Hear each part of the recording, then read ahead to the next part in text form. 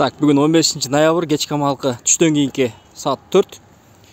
Бул Московский Үсөнбаева көчөсү, Үсөнбаевадагы жолдун боюндагы таштанды топтоочу контейнер баардыгы толгон, ташылбагандыктан жерге түшүп, могу жалбырактардын түбүндө дагы бүт мусорлор бар. Үстүнө келип жалбырактар менен ким төгүп койгон? Акыбал ушундай. Мен түшкө чейин өтүп баратканда да ушундай турган. Могу жерде бүт мусор болуп, үстүн жалбырак менен жаап коюшуптур. Негизи кече тазалыктагылар кызматкерлер жетишпей атат деп айтышкан.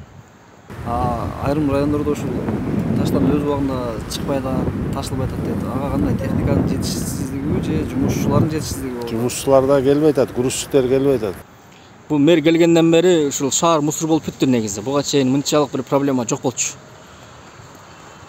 Пресс катчысы аны менен эл менен түз диалогко чыкканда ордунда карызы бар элдерди чыгарып, мэрди такыр жолотпой журналисттерге. Бул мэр шаарды бир мусорго толтуруп бүтмөй болду иши кылып. Эгер элдер карызын төлөбөй атса, аны ошол соттош, өндүрөбөй башка жол менен өндүрүш керек да. Анан ошол жерде ошончо миллион карызы бар элдер жашайт деп аны аргумент катары көрсөтпөйчү. Төлөгөндөр эмне кылат? Төлөгөндөр эмнеге мусордун жанында жашаш керек? Ушундай жерлери бар да. Бул болсо ошо мусор болуп турат эми канча күндөн бери.